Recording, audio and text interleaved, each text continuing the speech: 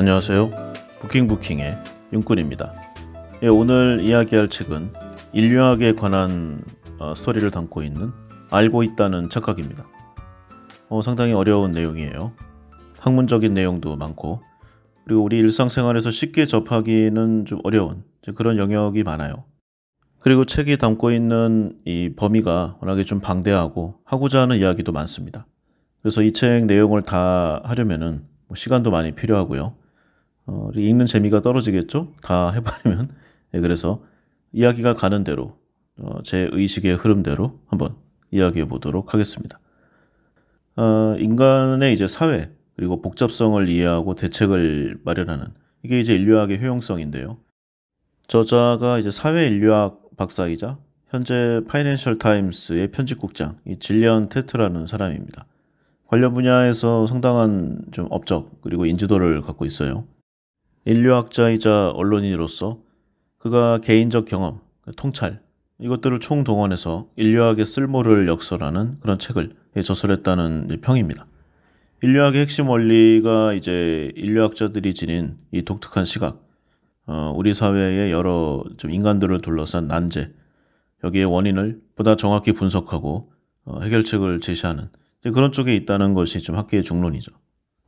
원래는 이제 학문의 목적이 다 그렇죠. 이 복잡다단한 인간사를 좀 더 심플하고 좀 풀어주는 그런 내용이 많아야 되는데 학문의 영역으로 갈수록 점점 쉽지가 않습니다.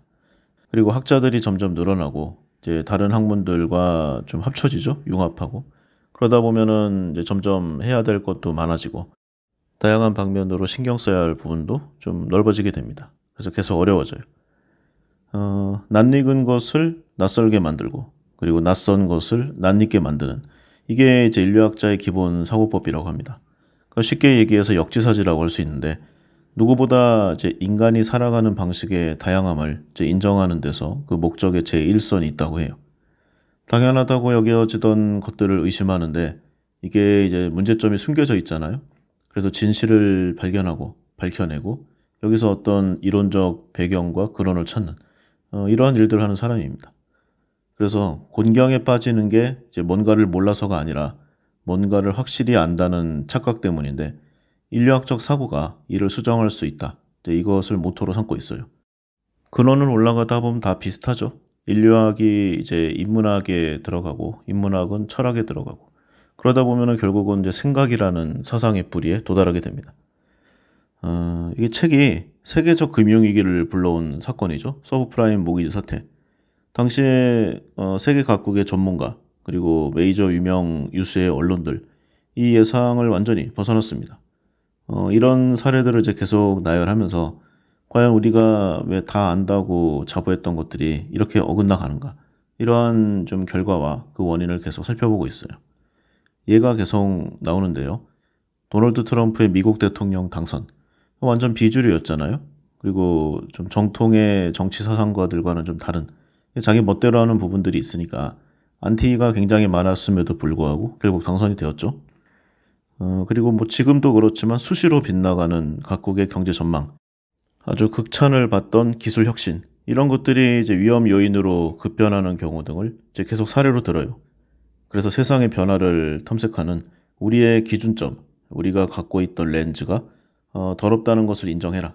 우리의 기준이 틀렸다 또는 다르다 이러한 것을 확인하고 수정해라. 이런 조언을 계속 말해주고 있습니다. 시야를 넓히고 공감을 부르는 인류학적 시각이 우리의 삶을 더 발전시키고 윤택시키고 서로 이해할 수 있는데 일조할 수 있다. 그런 이제 학문적 목적을 갖고 있는 거죠. 이런 인류학의 기본적인 연구 방법은 원래 현장을 누비는 참여 관찰입니다. 역사적으로 보면은 이제 유럽 제국주의가 다른 대륙을 이제 잡아먹으면서 이제 야만인을 관찰하는 듯한 이제 그런 관음증의 시기, 이 19세기 이 제국주의인데요. 인류학이 이제 식민주의에 빠져 있었어요, 이때. 그러니까 서구의 우월성을 뭐 극대화시킨 이제 그런 정신적 만족감을 갖고 있던 이제 그런 때죠. 하지만 20세기 초에 이 독일계 미국인인 인류학자 이 프란츠 보아스 관찰 대상이던 이누이트족을 관찰하다가 이제 깨닫습니다. 그들이 나와 같은 마음을 지닌 하나의 보통 인간이라는 점을 말이죠. 그래서 나치가 그때 인종주의를 이제 제창하면서 뭐 고귀한 혈통의 아리안 인종 이런 거 들고 나왔잖아요. 그래서 학문적 정당성을 부여하고자 인종주의를 비판한 이 보아스의 책을 자기들이 권력을 잡자 가장 먼저 불태웠다고 합니다. 인류학이 당연한 것을 의심하고 낯선 사실을 이제 진실을 발견하는 그런 사고법을 제공하는데 한마디로 이 국가가 밀어버리는 이 전체주의가 강조하는 데서 다른 생각을 하는 사람들을 용납하지 못하는 거죠. 그리고 다양성의 관점에서 보면은 이 인류학의 이 생각, 이 사고 범위가 적용되는 내용들이 많아요. 보통 심리학, 뭐 행동경제학, 빅데이터 분석 이런 것들을 활용하면은요, 이런 툴을 썼을 때 사업에 성공한다고 주장하는 이제 그런 뭐 자기계발류 아니면 이제 경영 경제에 관련된 이런 책들이 꽤 많습니다. 인류학이 잘 모르는 사람들의 세계로 직접 들어간다는 이 차별성을 이제 지닌 점으로 이런 내용들과 좀 거리를 두고 있어요. 그래서 멀찍이 떨어져서 경제 이론을 적용한다거나 데이터로 결과를 풀어내는 것만으로는 부족한 이제 그런 상황일 때 현장에서 사람들의 말을 직접 듣고 살피는 이 인류학적인 이 관찰법, 이 사고방식, 그래야지 그들이 정말 마음속에 숨겨두고 말하지 않는 것까지 이제 끄집어낼 수 있다. 제대로 학문을 이뤄낼 수 있다. 여기가 바로 이제 인류학의 학문 목적입니다. 서구의 여러 메이저 기업들은 진작 이 인류학의 가치를 알아봤다고 해요. 그래서 인류학의 이 민족지학, 이게 이제 사회와 문화의 여러 현상을 현장 조사를 통해 연구하는 이 학문을 일컬은 것인데 이 연구를 적용해서 이미 새 시장 그리고 새 학문을 개척했습니다. 예를 들어서 책에 나온 내용 중에 영국 노동자의 이제 간식이라고 표현되는 이제 그런 이 키캣이라는 게 있어요. 초콜릿 바죠. 이게 전 세계에서 유독 일본에서 엄청난 판매량을 보였다고 합니다. 그래서 왜 그런가를 이제 살펴봤는데 이제 인류학자가 일본 청소년들을 1대1로 이제 많이 면담을 했어요. 그래서 제품이 유독 많이 팔리는 이 규슈 지방의 방언, 이 키켓이 당시 일본어 방언으로 반드시 이길 것이다라는 뜻을 가진 이 키토카스, 이것과 비슷하게 들린다는 사실을 발견했습니다. 회사가 이제 이를 적극적으로 부각해서 전국적으로 마케팅을 했고요. 일본도 이제 센터 시험을 보잖아요. 그 대학 입학 시험이 치열했습니다. 이때는 더 심했죠. 그래서 입시생들이 앞다퉈서 성공을 위해 이 키캣을 샀습니다. 뭐 집안마다 다르겠지만 뭐 수십 박스를 갖다 놓은 집도 많았다고 해요. 그래서 인류학자들을 이제 경영 경제의 최일선에 이제 활용하는 이제 그런 내용들이 계속 붐을 이뤘습니다. 미국의 한 어린이집 체인을 보면은 이제 홍보 문구를 고도의 전문성을 갖춘 교사진 이렇게 계속 홍보를 했다고 해요. 근데 몇 년간 이렇게 우수한 교사진을 통해서 직접 가정 방문도 해보고 학부모들을 뭐 면담도 해보고 교육 참관도 시켜보고 그런데 안 되는 거예요. 계속 이 경영 환경이 악화되니까 이쪽에 컨설팅을 의뢰했습니다. 그래서 오랜 좀 연구 기간 끝에 전문가의 이 안정성을 주는 것보다 나의 자식, 나의 자녀, 이 유아기의 심리 형성을 올바르게 이렇게 하는 것이 더 중요하다. 이거를 밝혀냈죠.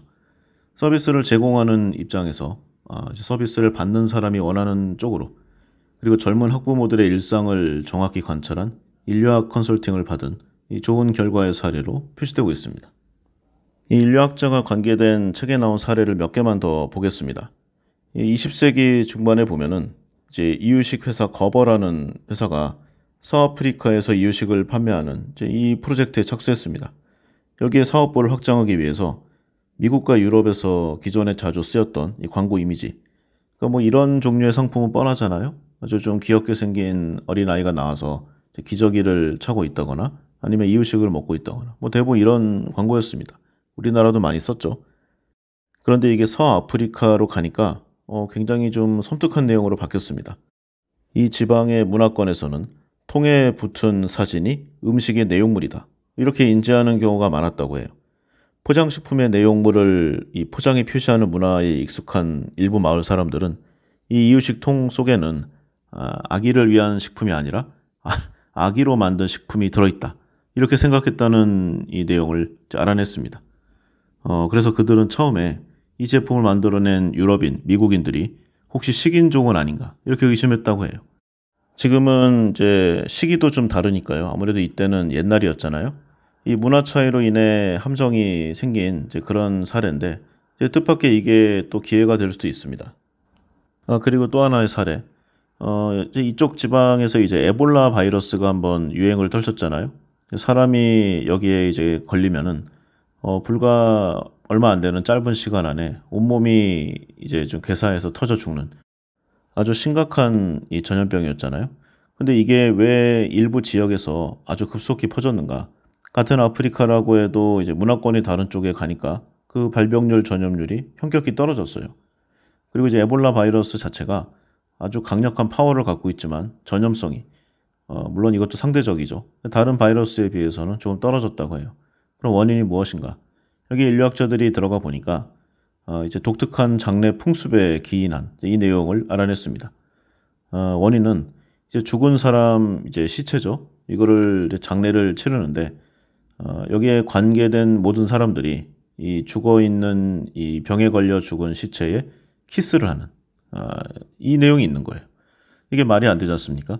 그냥 뭐 사고나 일반적인 질병으로 사망해도 사실 조심해야 돼요. 왜냐면은 이 신체 기관이 정지해서 사망하면은 아무래도 좀 부패하지 않습니까? 그러면 온갖 좀 미안한 얘기지만 이제 균들이 많아요. 세균들이 바이러스도 그렇고.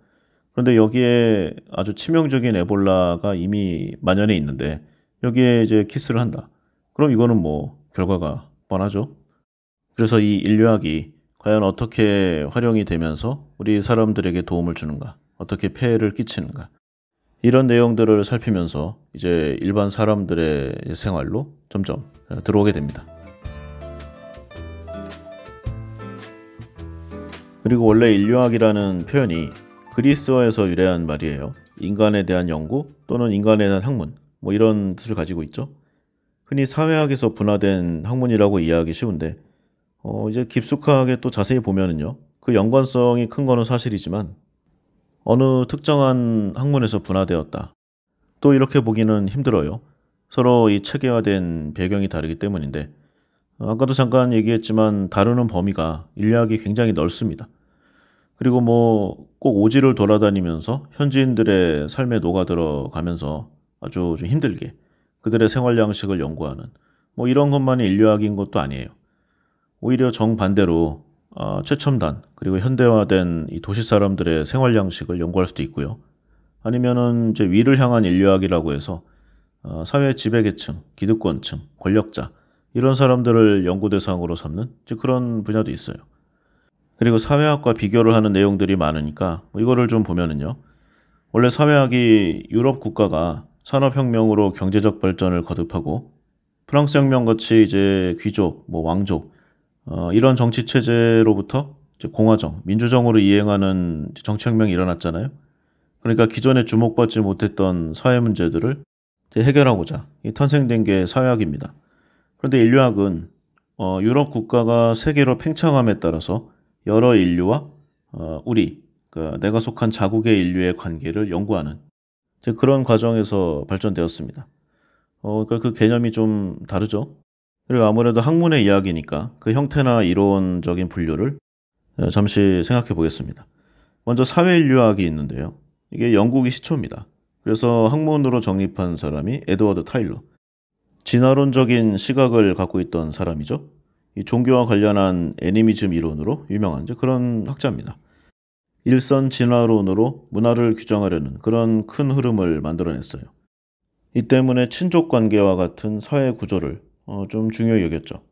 하지만 이러한 흐름이 현대에도 이어지는 것은 아닙니다. 사회 인류학을 보면은 오히려 이제 학자 디르켐의 이제 연구, 그러니까 뭐 종교 생활 이런 쪽을 많이 했는데 종교 생활의 원초적 형태에 자극받은 이제 다른 학자들, 이 사람들에 의해서 이 사회 구조의 기능을 중시하는 이제 그런 쪽으로 학문이 발전하게 됩니다. 이러한 흐름이 이제 레드클리프 브라운 이 사람을 통해서 정립이 되는데요.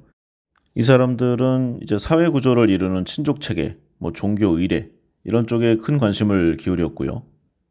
이런 내용들을 기반으로 한 이론 체계를 이제 갖추려고 노력을 했습니다. 참고로 디르켐은 이제 프랑스의 사회학자죠. 제가 예전에 학교 다닐 때, 그때 참 학창 시절 때 교양으로 좀 몇 번 들었어요. 엄청 고생했던 기억이 있습니다. 일단은 원문이 어려웠고요. 그때는 참 무슨 말을 하는지 상당히 어려웠습니다. 이 사회학이라는 이름이 원래 이 오기스트 콩트에 의해서 만들어졌는데 그러면 사회학이라는 것은 알겠지만 그 사회학이란 게 도대체 뭘 어떻게 뭐 연구해야 하는가 이런 체계에 대해서 제대로 제시한 것이 바로 이 에밀 디르켐이고요. 그냥 자기 주장만 할 수 없잖아요. 명색이 학자인데. 그래서 통계를 적극적으로 사용하는 이 현대 사회학의 방법론적 기초를 창시했다고 봐도 무방합니다. 때문에 이 디르켐을 사회학의 원조, 뭐 종주, 대가 이런 평가가 좀 많이 있죠. 그리고 이제 문화 인류학이 있는데요. 이 미국이 시초입니다. 이 프란츠 보아스 이 사람이 시작한 이 학파인데 통칭해서 보아스 학파. 문화 상대주의를 바탕으로 언어나 뭐 인지체계, 인성 이런 좀 상대성을 중심으로 연구하는 이제 그런 분야예요. 미국에서 우세를 점했고 세계적으로도 많은 영향을 끼쳤습니다. 그 내용을 좀 보면은요. 미국에서는 이 인류학을 세 가지의 범주로 나누고 있습니다. 형질 인류학. 이게 인간의 신체적 특징을 연구하는데 인간 신체의 뭐 외형, 모습, 그다음에 뭐 여러 분야들 이걸 나타내고 있죠. 다음에 인간이 내면화하고 있는 인간 행동의 규칙, 일상생활의 뭐 법칙 이 분야를 연구하는 학문. 마지막으로 인문화와 이 사회 구조를 연구 대상으로 하는 이 문화 인류학. 이렇게 몇 가지 분야로 좀 나누고 있습니다. 그래서 인류학을 보면은 이제 외적인 분야를 살피는 형질 인류학, 내적인 분야를 연구하는 문화 인류학 이렇게 크게 볼 수 있는데 이 문화 인류학이 이제 민족학과 고고학, 언어학 이렇게 나뉜다고 보는 것이 바로 미국에서의 주류입니다. 그런데 우리나라를 보면은 뭐 사실상 여러 학문 체계가 미국의 영향을 많이 받잖아요. 그러니까 아무래도 이 방향으로 좀 연구에 좀 포커싱이 가고 있는 듯도 합니다. 이 문화 인류학이 대상으로 하는 게 바로 인간인데요. 인간의 행동을 관찰하고 그러한 행위를 하게 하는 문화 유형을 파악하는 그런 학문으로 정의할 수 있습니다. 문화가 인간에 의해서 이룩된 것을 총칭하니까 문화 인류학의 연구 대상 그 자체라고 할 수 있고요. 인간에 의해서 문화가 만들어지긴 했지만 뭐 제멋대로 만들어진 게 아니라 사회생활을 하는 인간들이 오랜 시간 동안 많은 시행착오를 겪으면서 이룩한 이 살아 있었던 이 삶들의 집합체죠? 법칙이기도 하고 그래서 사람은 이 법칙에 의해 만들어짐을 당하기도 한다. 뭐 이런 주장도 하고 있습니다. 이 삶의 법칙을 파악하고 그 이유를 해명하고자 하는 학문이 바로 이 문화인류학이죠. 그런데 사람은 자신이 태어나고 이 성장한 이 문화의 피조물이 되는데 태어나면서부터 습득한 자신의 문화가 한번 무의식 속에 내면화된다.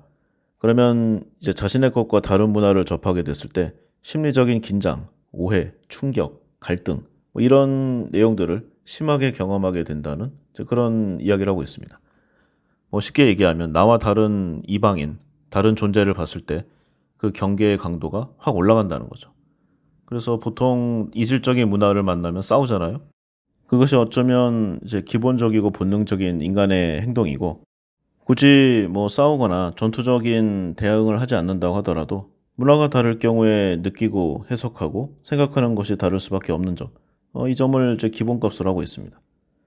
이 한국 문화를 예로 들어 보면은 뭐 다른 나라까지 하기는 너무 어려우니까 이 사회적 이 상호작용 속에서 매우 중요한 요소가 있죠. 바로 나이. 한국 문화를 보면은요.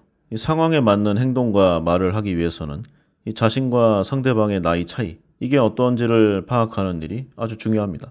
이게 없어져야 될 악습인데 이게 참 쉽지가 않아요. 그래서 누가 먼저 인사를 해야 하며 어떤 식으로 해야 하는지를 항상 주의 있게 파악해야 됩니다. 그래서 이 법칙과 이 관습이라고도 할 수 있는 이 내용을 잘 지키지 않으면 건방지다, 버릇없다, 뭐 사회생활을 못한다 이렇게 매도를 당하죠. 그래서 보통 한국인들이 처음 만났을 때 가장 먼저 행하는 질문 요소가 상대방의 나이를 묻는 이런 내용인데요. 직접적으로 말하기 좀 뭐하면은 이제 나이를 파악할 수 있는 우회적인 질문을 하기도 합니다. 뭐 예를 들어 띠를 물어본다던가 아니면은 뭐 학번이 몇 학번이라던가 아니면은 뭐 올림픽을 할 때 태어났다던가 뭐 이런 내용들이 있겠죠. 그런데 서구 문화는 완전히 다릅니다. 이 웨스턴의 일상은 자신과 상대방의 나이 차이를 확인하는 것이 무의미해요. 어차피 각자가 상호 독립적인, 인디비주얼적인 그런 관계고요. 만약에 이제 한국에 오는 외국인이 있다. 처음에는 이런 나이 문화를 껄끄러워합니다. 어려워하죠. 그런데 보통 좀 나이가 아랫사람이 연장자를 약간은 우대하는, 이제 모시는 이제 그런 내용들이 있잖아요. 그래서 본인 나이가 많으면은 접대를 대접을 받습니다. 근데 본인이 나이가 어리다. 그러면 나는 한국 문화 잘 모른다. 이렇게 넘어가죠. 좀 많이 겪었습니다. 그래서 결과적으로 이 우리 DNA 상에 새겨져 있다고 볼 수 있는 이 문화 인류학의 나이적인 요소를 경제적인 불이익으로 상충해야 한다. 이렇게 생각하니까 어, 이 외국인에 대해서 굳이 나이를 따지지 않는 이제 그런 좀 행동 패턴이 자리 잡게 됐어요. 제 개인으로서는 참 다행인데 주위의 다른 사람들을 보면은 아직도 약간 좀 손해보는 그런 행동들이 있어서 약간 안타까운 면이 있습니다. 그리고 뭐 나이 자체를 묻는 게 뭐가 그렇게 잘못되겠습니까? 문제는 나이를 확인한 그 다음부터죠. 한국에서처럼 권위주의가 강한 이 문화 불평등 문화 아니면 집단주의 문화 이런 쪽에서는요 몇 가지 독특한 특징을 갖고 있습니다. 먼저 서열을 따지는 경향이 세요. 다음으로 윗사람 중심의 문화가 이어지고 언제나 연장자라던가 아니면은 요즘은 좀 덜하지만 남성이 사회적으로 우월한 위치에 있었습니다. 그리고 이런 문화권의 사람들이 이제 여기에 또 연결되는 건데 좀 지배욕 아니면은 권력욕, 감투욕이라고 하는 이런 성향들이 강해요. 그러니까 완장을 차고 싶다는 이제 그런 강한 욕구가 있는데 이게 그만큼 특혜가 지금까지 있었던 것이 뭐 부정할 수 없는 사실이니까 이 갖고 싶은 것이 당연한 마음일 수 있습니다. 그리고 여기에 파생되는 또 다른 어려움인데 이 호칭 체계가 복잡하죠. 상대방의 지위나 나이 뭐 이런 것들에 따라서 부르는 호칭이 다양하고 복잡합니다. 그래서 뭐 존댓말이라든가 반말을 누구에게 어떻게 적절하게 써야 할 것인가 이게 굉장히 피곤하죠.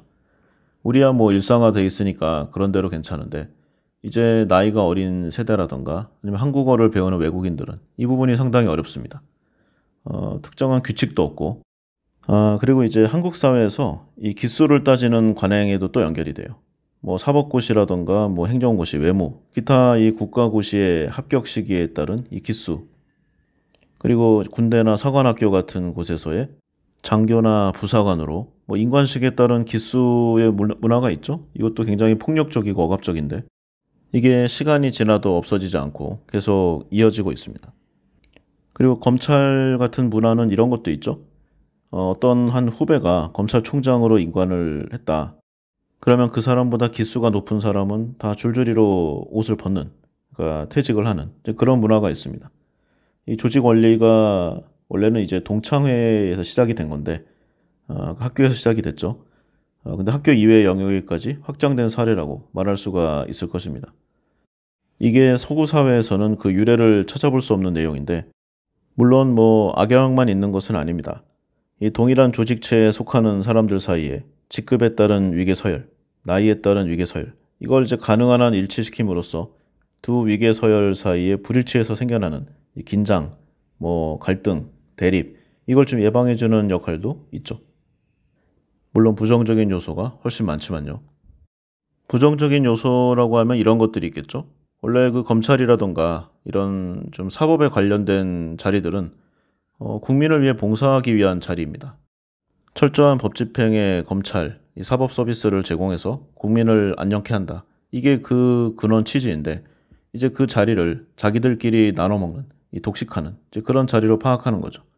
국가의 공공 서비스를 사유한다고 할 수도 있을 것입니다.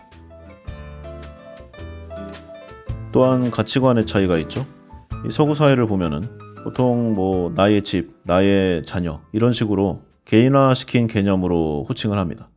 그런데 한국인들을 보면은요, 우리 집, 뭐 우리 아들 이런 식으로 좀 전체화, 좀 집체화시킨 개념으로 호칭을 많이 하죠. 동양의 부모는 대체로 자식이 성공하기를 바란다고 하는데 서양의 부모는요, 보통 자식이 행복하기를 바란다고 합니다. 그리고 여기에서 또 파생되는 건데 한국을 위시한 이 부모들, 유교의 영향을 너무 크게 받아서요. 자식을 이제 자신의 연장으로 생각하는 이제 그런 개념이 너무 강합니다. 그 관계가 현재는 물론 이 미래, 본인이 죽는 날까지 계속돼야 하죠. 그래서 살아서는 물론이고 죽어서도 제사를 통해서까지도 그 관계가 계속 이어집니다. 자연히 자식의 출세는 곧 나의 출세이고요. 자식의 인생은 곧 나 자신의 인생과 하나다. 이렇게 생각하는 그런 개념이 많습니다. 그래서 한국의 부모는 성공하는 자식을 원하는 그런 좀 내용들이 많죠. 그래서 자식의 인생에 너무 많은 관여와 간섭을 하는 것이 이제 한국의 부모상 이걸로 정해져 버렸습니다. 반대로 서양의 부모상을 보면은요. 이제 자식을 하나의 독립된 개체로 생각을 하죠. 그래서 특정한 나이가 될 때까지만 부모로서 책임을 다하고 그 다음에는 네가 알아서 살아라 이렇게 좀 방목합니다. 자식에 대한 기대도 그렇게 크지 않아요. 따라서 서양에서는 이 자식 대신에 국가가 이제 노인층, 연장자를 위한 사회보장제도, 은퇴연금, 복지 이런 노후 대책을 마련해 주죠. 물론 젊었을 때 본인이 많이 기여를 해야 되겠죠. 그래서 그런 사회보장제도만 충실히 따라가면은 적어도 나이가 들었을 때 서글픈 결말을 맞이하는 한국 사회 노년층 같은 내용은 그렇게 많지 않습니다. 그리고 뭐 문화적 차이 많죠? 한국을 보면은 함께 식사를 하러 갔다가 어떤 한 사람이 이제 자기가 먹은 음식값만 지불하고 나간다. 그러면 한국 사람들은 굉장히 욕을 합니다. 그리고 다시는 그 사람을 보지 않죠. 그런데 서구 사회에는 자신이 먹은 것은 자신이 해결하잖아요. 이런 다른 의식 구조나 행동 양식의 차이가 오늘날의 많은 요소를 낳았습니다. 정리해서 요약해 보면은요. 문화인류학은 인류학의 주류 학문으로 인간을 연구 대상으로는 하지만 그 문화를 가진 인간이 무엇인가 인간과 문화의 상호 관계를 규명하고자 하는 그런 학문이라고 할 수 있겠습니다. 문화인류학이 이제 인간이 이룩한 문화현상을 통해서 인간에 관한 물음에 답하고자 하는 그래서 한 집단이 공유하는 행위 유형을 찾아내고 왜 그러한 행위를 하는가 이런 질문을 계속 던집니다. 그래서 이 행위 유형 뒤에 숨겨진 어떠한 문화현상을 찾아내는 것을 그 주요 목표로 삼는 학문이라고 정의할 수 있겠어요. 따라서 인간을 연구하되 그 구체적 행위를 통해서 귀납적으로 인간의 본질을 파악한다. 뭐 이렇게 좀 짧게 요약할 수 있을 것입니다. 그래서 원래 학문적으로 대단히 유용하고 원래는 재밌어야 되는 내용들인데 이 학문을 이제 유용하는 사람들이 많아요. 다른 쪽으로. 예를 들어서 이제 타 문화를 억압한다거나 그런 뭐 나치 우월주의 이런 것들이 있겠죠. 그리고 소수자들에 대한 관심 또는 그 수용 아니면 그 반대편 그래서 서로를 공격하는 무기로 사용될 수도 있습니다. 예를 들어 뭐 성 정체성 같은 것도 있겠죠. 그래서 단순히 그 관심을 갖는 것 아니면 그들을 이해하는 것 이런 걸 다 넘어서요. 학문적인 결실을 맺는 것이 이제 궁극적인 목표로 해야 하는 그런 이유로 말하고 있습니다. 또 인류학계 내부를 보면은 기본적으로는 상대주의가 다수를 점하고 있다고 해요. 그런데 이 안에는 아주 급진 과격, 뭐 전체주의가 있을 수도 있고 예전에 좀 사적 유물론을 인정하는 이제 마르크스 학파들 여기도 그 일부라고 할 수 있어요. 그래서 결론을 내 보면은요, 이 문화 상대주의를 서로 확립해야 된다. 여기에 공통된 가치관을 이제 긍정했다고 하고 이게 절대적인 진리가 있을 수 없잖아요. 뭐 인간이 다른 인간보다 어떤 인종이 다른 인종보다 우월하지 않으니까. 각 인종, 뭐 국가, 집단의 이 문화 그리고 그 생성 배경을 상대적으로 바라봐야 한다는 이 태도가 현재 이제 가장 주류를 이루고 있습니다. 현대 사회를 보면은 이제 계속 충돌과 경쟁 그리고 관계의 연속이잖아요. 세계화가 계속 그리고 급속히 진행이 되니까 서로 다른 여러 문화의 유입 그리고 그로 인해서 다른 문화를 잘 이해하고 받아들이기 위한 이 문화 상대주의가 앞으로도 계속 중요시 되리라 예상합니다. 또한 이 국제 결혼이라든가 다문화 사회 이것도 계속 그 퍼센테이지가 높아지고 있잖아요. 이 기존의 좀 특정한 이 민족주의 같은 것에 사로잡힌 생각으로 살면은 뭐 편견, 아주 부정적인 사회 문제 이게 계속 일어날 수밖에 없어요. 그래서 문화 상대주의가 앞으로의 좀 글로벌한 이 다문화 속에서 살아나기 위한 이제 기본 소양으로 간주되고 있습니다. 이러한 문화 상대주의, 이 1930년대 미국의 인류학자였던 이 베네딕트 그리고 허스코비치에 의해서 대표적으로 주창된 내용인데 현재까지도 이제 인류학자들의 기본적 인식으로 자리 잡고 있죠. 그래서 기본적으로는 내용도 괜찮고 아주 우수한 학문적 성향인데 뭐 어느 학문이나 그렇듯 비판적 요소도 있습니다. 이러한 문화 상대주의가 아까 이야기한 것처럼 어떤 방향으로 극단적으로 사용된다. 뭐 예를 들어서 순장, 어떤 권력자가 죽었을 때 살아있는 사람들을 생매장하는 거죠. 이 말이 안 되는 문화인데 뭐 이런 순장이라던가 아니면 식인 문화 또는 인간을 제물로 바치는 뭐 옛날 그 고대 국가들의 어떤 행위들, 종교 행사들 이렇게 인류의 보편적 가치를 해치는 행위에 대해서도 문화 상대주의라는 이름으로 이해하고 넘어가야 하는가? 뭐 이런 내용들이 많이 있죠. 그래서 좀 별개로 통칭하고자 극단적 문화 상대주의로 명칭을 했는데 그 합의점은 이겁니다. 오랜 토의 결과 이제 인권의 침해를 허용하지 않는 범위에서 타문화를 바라봐야 한다. 여기에 이르는 거죠. 인간으로서의 최소한의 이 보편적인 사회 규범을 준수해야 한다. 그리고 이러한 기준을 세워야 좀 심각한 부작용을 막을 수 있다. 이게 이제 미국이 많이 써먹은 무기인데 이슬람권의 명예살인을 좀 비판하는 그런 내용으로 많이 좀 확산이 됐어요. 그리고 인권, 뭐 자유주의, 민주주의 이렇게 서구 사회 문화라고 주장하면서 특정 독재자들이 자국민을 억압하는 이 파시즘 이거를 이제 그 국가들은 이걸 정당화하는 방향으로 많이 썼고요. 이제 미국을 위시한 국가들은 이걸 비판해서 군사적 개입을 요하는 그런 내용으로 많이 사용했습니다. 그리고 뭐 이건 옛날에도 명예살인 같은 거 몇 번 했죠. 이집트 같은 문화권 또는 뭐 아랍의 일부 국가들 이 순결을 잃은 여성을 가족의 명예를 더럽혔다. 이런 이유로 가족들이 직접 살해하게 하는 관습입니다. 근데 모든 생명이 존엄하잖아요. 그래서 이제 문화상대주의의 예시로서 적절하지 않은 이제 그런 예로 많이 쓰는데 이게 순결이라는 개념이 참 웃겨요. 그러면 순결을 잃은 남자는 왜 죽이지 않는지. 그리고 그 명예살인이 언제 누구에 의해서 시작되어서 어떠한 정당성을 갖는가라는 이제 설문조사를 한 적이 있는데 제대로 대답한 그 해당 국가의 사람들이 거의 없었습니다. 그러니까 그 나라에서는 죽이고 싶은 사람들에게 명예살인을 하는 거죠. 인도의 힌두교를 보면은요, 남편이 죽으면 부인도 따라 죽는 이 사티라는 풍습이 있습니다. 그리고 이제 대부분이 이를 칭송하죠. 그런데 이게 그냥 거의 자살에 가깝잖아요.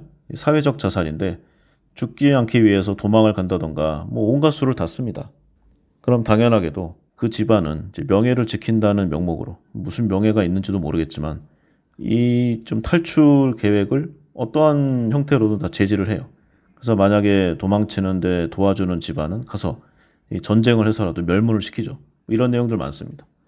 옛날에 우리나라 조선시대를 보면은 이제 왕들이 뭐 사회 규율을 확립한다는 의미로 뭐 연려문을 하사하고 그랬잖아요. 연려문 그게 말이 안 되지 않습니까? 어, 남자가 일찍 죽었으면은 제가 해야죠. 그리고 뭐 자기 인생을 살아야죠. 아니면 결혼하기 싫으면은 연애만 하면서 혼자 살면 어떻습니까? 이걸 실제 중국에서도 하지 않는 온갖 유교적 악습으로 굴레를 씌워서 또 그 기득권들은 또 지 멋대로 살잖아요. 그러니까 이 내용들을 빨리 깨우쳐서 깨부셔야 하는 이런 내용을 저는 교육을 해야 된다고 생각합니다. 이 다음 세대들한테요. 현대에도 보면은 이 현대판 유교주의가 아주 세를 펼치고 있어요. 지금 뭐 학교에서 교권이 무너졌다 이런 식으로 나오고 있는데 물론 그 내용은 사실입니다. 그런데 뭐 정치라던가 재계 아니면 언론 뭐 사법 이런 쪽의 사회적 기득권층 권력층들이 하는 이런 내용들의 비판적인 메스를 가하는 쪽이 없어요. 그러니까 대부분 상대주의라는 거고요. 나만 아니면 된다는 그런 쪽으로도 많이 활용되고 있습니다. 자, 보아스 얘기를 하다가 좀 이야기가 빠졌습니다. 어쨌든 이 보아스가 여러 제자들을 길렀는데요. 크게 두 갈래로 나뉘었어요. 한쪽은 문화와 인성의 관계를 주요 탐구 주제로 삼았던 마거릿 미드, 그리고 베네딕트, 뭐 이런 학자였고요. 또 한쪽은 문화에 따라서 다른 언어로부터 비롯된 인지의 차이를 중하게 여긴 인지인류학파가 있습니다. 이 중에서 우리가 잘 알고 있는 네임밸류가 가장 센 한 사람만 보겠습니다. 바로 국화와 칼의 저자 루스 베네딕트인데요. 미국의 인류학자죠. 일본학의 개념서로도 일컬어지는 이 책인데요. 이 국화 칼이 일본학을 전공한다면 필수로 읽어보는 책으로 꼽혔습니다. 뭐 지금은 좀 시간이 많이 지났죠. 책 내용 자체에는 뭐 여러 비판점이 많아요. 그렇지만 일본이란 나라를 이해하기에 당시 기준으로 사상적 내용이라든가 인류학적 배경 지식을 쌓기에는 뭐 이만한 책이 없습니다. 그래서 현재까지도 학문적인 좀 내용으로 읽히고 있죠. 제목이 가리키는 뜻이 명확합니다. 일본인들이 선호하는 꽃이죠. 국화. 그리고 반대로 일본인의 양면성을 상징하는 이 잔인함, 칼. 또 국화를 보면은 일본 천황의 상징이에요. 그래서 천황제를 일본인들이 어떻게 받아들이고 있는가 여기에 대해서도 다루고 있고 그래서 이거를 좀 포커싱하고자 제목에도 사용된 것으로 추정이 됩니다. 칼은 이제 사무라이 정신을 부르짖었잖아요. 그러면서 침략의 야욕을 드러내고 이 외도 그 일본 칼이 상당히 날이 날카롭고 길고 좀 겉보기도 무시무시합니다. 그래서 겉으로는 웃으면서 속으로는 무서운 성품이 있다는 일본인의 이중성을 비유하여 지은 것으로 좀 추측이 되고 있어요. 그리고 이를 통해서 일본과 좀 일본인, 일본의 바깥 문화를 보면은 이제 기묘한 문화 체계를 이제 가지고 있는데 이게 저자가 좀 자신의 식견에 따라서 좀 분석을 하고 해부를 해서 좀 알려주고 있죠. 이 루스 베네딕트 이 책을 통해서요 전통적인 일본의 관습이나 사회 체계부터 시작해서 일본인들의 어떤 행동 방식, 사고 방식, 뭐 생활 예절이나 풍습 그리고 중요한 역사적 이벤트였죠 메이지 유신 그리고 패전 후의 일본인 이런 내용들을 다각도에 걸쳐서 아주 세세하게 나누고 심층적으로 연구했습니다. 그 총 합체가 바로 이 국화와 칼이죠. 그 원료가 이제 제2차 세계대전 이 종전 그 시기로 올라갑니다. 1944년 그러니까 전쟁이 끝나기 전이죠. 예, 미국 정부가 당시에 일본 이 정부에 대해서 그동안 우리가 너무 무지했다. 전쟁이 끝나더라도 일본을 비롯한 이 동양세계 전반에 대해서 심층적인 이해가 필요하다. 이렇게 판단했다고 합니다. 그래서 미국 정부의 위촉으로 이 루스 베네딕트에게 일본과 일본인에 대한 좀 인류학 분석을 목적으로 저술을 의뢰하게 돼요. 그리고 이게 몇 년간 연구를 거친 끝에 1946년에 미국에서 공식 발간되게 되죠. 주로 이제 일본 문화와 풍습 등이 대부분이지만요. 일본과 일본인에 대한 좀 아주 상세한 해부적인 내용들이 많았어요. 작가의 말에 따르면은 일본과 전쟁 중이던 미국이 이제 그나마 이제 독일이나 뭐 이런 쪽은 말이 통했잖아요. 물론 미국과 유럽이라는 뭐 지리적인 위치가 있긴 하지만 문화적으로 공통된 이 요소가 많았습니다. 그런데 이제 도저히 이해할 수 없는 일본군들의 어떤 행동들, 예를 들어서 뭐 칼 한 자루만 들고 적진으로 돌격을 한다던가, 뭐 수류탄 하나 들고 뭐 뛰어든다던가, 그다음에 뭐 조금만 이상하면은 뭐 칼로 자기 배를 갈라서 할복한다던가, 이런 내용이 도저히 이해가 안 되는 거예요. 그래서 이런 일본군들의 정신 세계를 파악하기 위해서 루스 베네딕트를 초빙하게 됐고, 그래서 이게 많은 도움이 됐다는 이제 그런 후일담입니다. 그런데 이게 좀 재밌는 게요. 루스 베네딕트가 일본을 단 한 번도 방문해 본 적이 없다고 합니다. 이게 좀 원래 찾아가는 그런 학문 체계라고 했잖아요. 이 인류학이란 게. 그런데 이 사람은 좀 반대로 한 거죠. 일본을 그렇게 좋아하지 않았다는 내용도 많이 전해지고 있고요. 오히려 그렇기 때문에 단편적으로 습득한 어떤 지식이 아닌. 그러니까 만약에 루스 베네딕트가 연구를 위해서 일본을 방문한다. 그러면 방문할 곳이 뻔하잖아요. 도쿄, 오사카, 그리고 핵폭탄 맞은 지역 근처. 어, 아니면 일본에서 중요하게 생각되는 어떤 도시들. 그게 뻔한데 여기만 봐서 일본 전체를 파악할 수 있겠는가. 이런 생각을 했다고도 합니다. 어쨌든 간에 이 저술 도중에 직접 방문할 의사를 내비치기도 했지만 시작할 때는 이제 연구 초기가 전시 상태이기도 했고 뭐 여러 가지 사정이 있었다고 해요. 그리고 미국의 입장에서 이해할 수 없는 행동의 원인이 필요했다. 뭐 이렇게 말을 하지만 당시에 독일이나 이탈리아도 아주 이상한 좀 크레이지한 행동들이 많았습니다. 전쟁의 한복판인데 뭐 그런 액션들이 없었겠어요. 그런데 같은 이상한 미친 짓이라고 해도 그 종류가 약간은 좀 다를 거 아니에요? 어쨌든 평균적으로 보면은 일본 쪽이 훨씬 독했다는 내용이 좀 많은 것도 사실이고 초반에는 좀 세게 나갔어도 이제 전쟁이 이제 패색이 짙어지니까 독일 군인들은 좀 뒤로 갈수록 좀 항복하는 그런 쪽으로 갔다고 합니다. 그런데 지면 질수록 더 악에 받쳐서 끝까지 싸우는 이런 일본 군인들이 미국 입장에서는 훨씬 충격적이었다는 거죠. 그래서 연구 끝에 내린 결론, 이 루스 베네딕트가 제2차 세계대전의 개전 원인을 서양과 일본이 각자 달리 보았다고 분석을 했고요. 일본 입장에서의 태평양 전쟁, 이게 일본이 중요시했던 이제 가치, 그러니까 각자의 자리를 찾는 것에서 유발했음을 제1선으로 꼽았습니다. 베네딕트가 일본의 여러 행위를 분석하면서요. 일본이 이제 국가 내부가 신분제가 있었잖아요. 이 평민, 사무라이, 귀족, 장군, 쇼군이죠. 그리고 천황, 덴노 이렇게 이어지는 포지셔닝, 그러니까 이 계급사회 자리 확립을 통해서 이 궁극적으로 일본인이 가장 중요시하는 협치의 문화, 와 이걸 실현하고자 했음을 언급했습니다. 따라서 서양의 봉건제나 중국의 관료제와도 근본적인 차이가 있다고 밝혀냈죠. 사실 일본의 계급 신분제를 보면은 계층의 이동을 좀 근본적으로 차단해 놨어요. 그러니까 영구적인 지위나 다름없었는데 뭐 관직의 인사 이동을 한다거나 아니면 봉토의 이동에 따라서 얼마든지 위아래가 바뀔 수 있었죠. 서구 사회는. 그런데 일본의 봉건제는 철저하게 주군에게 태어나면서부터 예속되는 완전 종신 노예 같은 삶이었습니다. 그래서 일본인에게 있어서 이 포지셔닝, 자리, 이게 태어날 때부터 부여받는 영구적인 신분이자 벗어날 수 없는 굴레로 받아들여져 왔다. 이게 그 베네딕트의 분석이죠.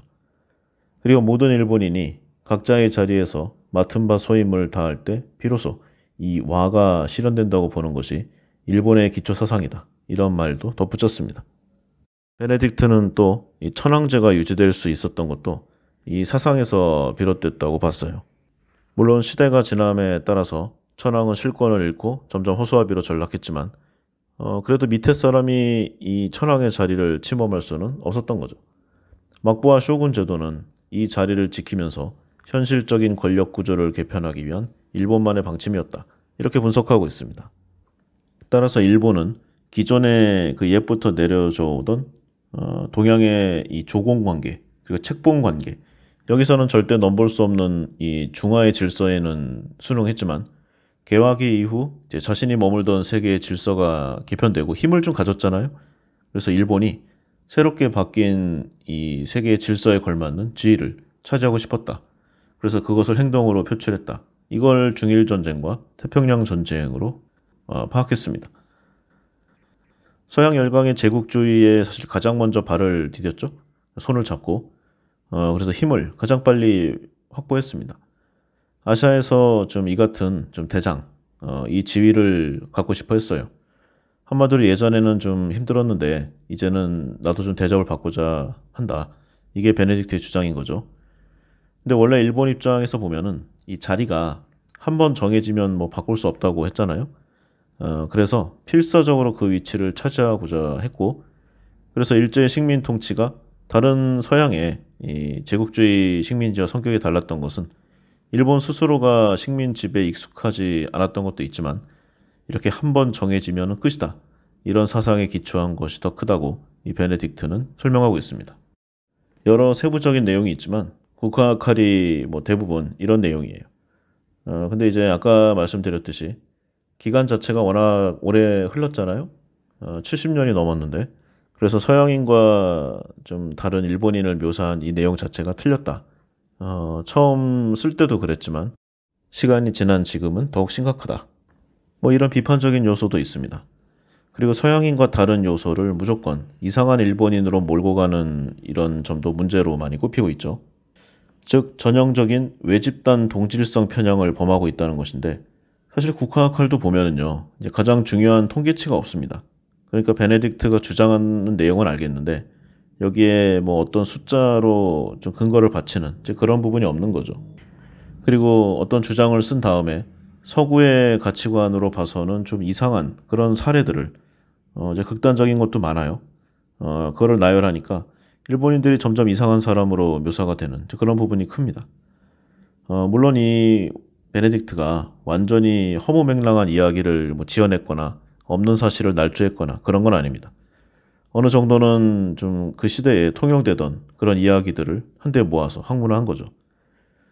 그리고 전쟁이 끝난 뒤에 일본이 재건되고 본격적으로 이 일본학이라는 학문이 정립되면서 이 국화와 칼을 토대로 실제 그 사실을 통계적으로 점점 좀 학문적 체계를 갖춰간 것도 분명 사실입니다. 다만 이제 비판하는 측도 틀릴 수 있으니까요. 무엇보다 확실한 명제, 이 책이 저술된 이후 70년이 지난 책이다. 이것만은 좀 분명히 기억해야 될 것 같아요. 그리고 전반적으로는 그 학문적 체계와 정통성을 인정받았지만 이 보아스 학파의 경향, 지나친 상대주의, 그리고 문화 결정론 이 내용을 좀 많이 비판받았습니다. 어느 문화에서 태어났는가가 인간의 모든 행동을 결정하는 듯한 서술. 이것도 좀 많은 비판을 받았고요. 인류학 연구에 있어서 같은 문화권 내에서도 행위 주체의 이 행동이 상대적이다. 이걸 나타내기 위해서 이제 자아를 강조하는 부분으로 이어지게 되는 이제 그런 쪽으로 좀 변모하게 됩니다. 그래서 이런 미국의 이 문화 인류학 경향에 큰 변화를 끼친 학자로 이 클리포드 기어츠 이 사람을 꼽고 있는데요. 이 기존 문화에 대한 정의들이 연구 대상이 명료하지 않다 이렇게 비판한 사람이죠. 그래서 자신이 이 상징 체계라는 새로운 정의를 부여하게 됩니다. 이 베버의 영향을 많이 받았다고 하는데 문화와 사람의 관계를 이제 흡사, 거미와 거미줄과 비슷하다 이렇게 비교 설명을 했죠. 사람이 문화라는 거미줄을 따라서 자신의 의미를 점차 추구한다는 내용인데 이러한 의미를 바탕으로 이 기어츠가 사람들의 문화적 행위에 숨은 그 의미를 해석하는데 많은 공을 들였다고 합니다. 그래서 이러한 해석 인류학이 등장하게 되는데 이 문화 인류학 경향에 많은 변화를 주게 되죠. 그리고 참고로 이 클리포드 기어츠 뭐 워낙 유명한 그 책의 저자입니다. 문화 해석. 어렵지만 재미있는 책이에요. 예전에 이 책 읽고 잘난 척 많이 하느라고 좀 본 기억이 있는데 시간이 지나니까 좀 피가 되고 살이 되는 그런 느낌을 좀 받습니다.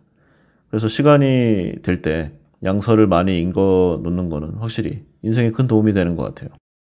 지금 하고 있는 책을 풀어 쓰는 것도 좀 어렵잖아요. 그러니까 이 책을 이야기하는 게 너무 어렵습니다. 내용도 많고.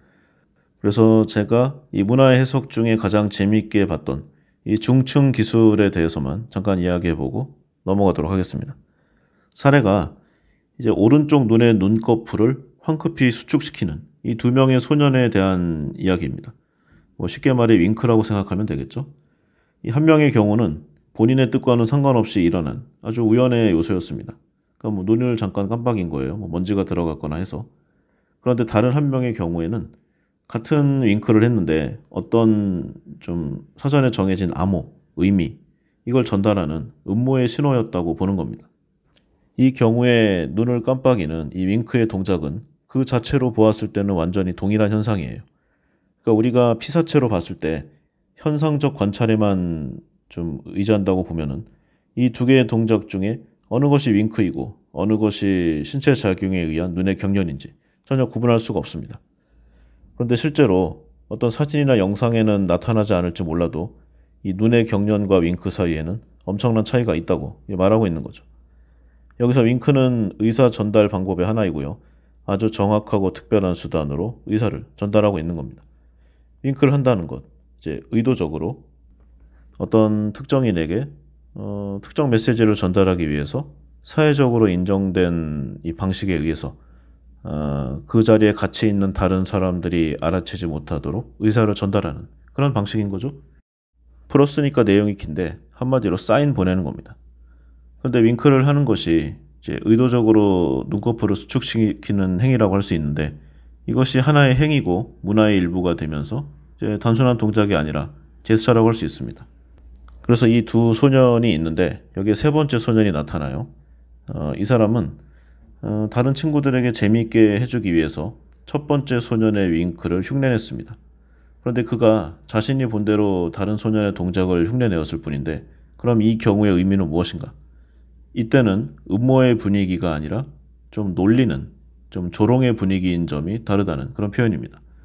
더 나아가서 자신이 흉내내는 것에 좀 자신이 없어서 집에 가서 윙크를 잘하려고 연습을 한다.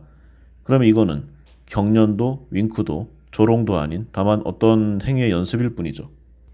그럼에도 불구하고 이 네 개의 행동 패턴을 보면은 적어도 겉으로 드러난 현상만 봤을 때 빠르게 오른쪽 눈꺼풀을 수축시키고 있다. 이 한마디로 모든 것이 설명되는 겁니다. 그래서 이것을 여러 개의 의미가 겹쳐져 있는 중층 기술이라고 표현하는데 어떤 현상 기술과 중층 기술 사이에는 위계적으로 연결된 여러 층별 의미 구조가 존재한다. 그래서 이 경련을 예로 드는 거고 이 각각의 상황 그리고 의미 구조들이 서로 중복되면서 복잡하게 얽혀 있잖아요. 그래서 그들이 접하는 상황이 아주 생소하고 불규칙적이면서 불분명한 까닭에 어떠한 종류의 상황인가를 파악하고 그 상황에 대한 설명과 해설을 하는 것은 그 후의 상황을 보고서야 알 수 있다. 이런 내용입니다. 정리해 보면은요. 이 기어츠의 방식대로 문화를 해석한다. 그러면 말 그대로 카메라로 포착되는 어떤 피상적인 차원의 기술이 아니라 그 현상의 맥락과 의도, 그 의미를 함께 담고 있어야 한다는 그런 뜻입니다. 즉 인류학적으로 보면은요. 이제 문화를 관찰할 때 상황의 중층성을 유념할 필요가 있다. 우리의 생활 체계가 평면적이고 단층이 아닌 입체적이면서 다층으로 그것이 중첩되어 있고 이 모든 것들이 모여서 복합적이면서 아주 복잡다단한 중층적 구조를 형성하고 있는 것을 잊어서는 안 된다. 이 내용을 말하고 있는 것입니다. 그러한 중층적인 구조를 이해하기 위해서는 해당 문화의 상징 체계에 대해서 행위자의 관점으로 사물을 바라보는 것이 중요하다. 한마디로 맥락을 이해하는 것이 중요하다. 이 얘기를 하고 싶은 것이죠. 자, 이 내용이 이렇고요. 다음은 이 프랑스의 구조 인류학을 한번 보겠습니다. 클로드 레비스트로스. 이 사람에 의해 정립된 분파인데요. 구조주의 언어학의 방법론을 인류학으로 가져온 학자입니다. 프랑스의 구조주의 철학자이자 인류학자, 그리고 구조주의 창시자. 그리고 워낙 유명한 책을 많이 쓰기로 유명했죠. 달의 이면이나 신화학, 야생의 사고 이런 것들도 다 히트를 쳤는데 그 중에서도 가장 유명한 책이 바로 슬픈 열대입니다. 아마 다들 들어보셨으리라고 생각해요. 흔히 이제 레비스트로스가 대중적으로 많이 유명해졌잖아요.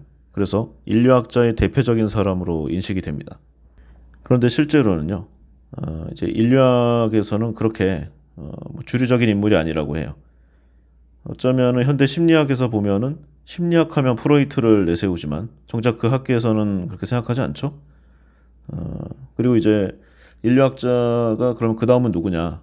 그러면 제레드 다이아몬드 이런 사람들이 또 언급이 되는데 이 사람은 이제 굳이 말하면 생리학자입니다. 그래서 인류학자가 아니에요. 인류학도 했지만 어쨌든 이 사람이 이제 슬픈 열대로 굉장히 유명세를 얻었고 그의 사상적인 부분을 따와서 유명한 영화도 만들어졌습니다. 바로 아바타죠. 뒤에 잠깐 이야기해 보겠습니다. 슬픈 열대 아마 많이 들어보셨을 텐데 내용을 보신 분이 그렇게 많지 않으리라 생각합니다.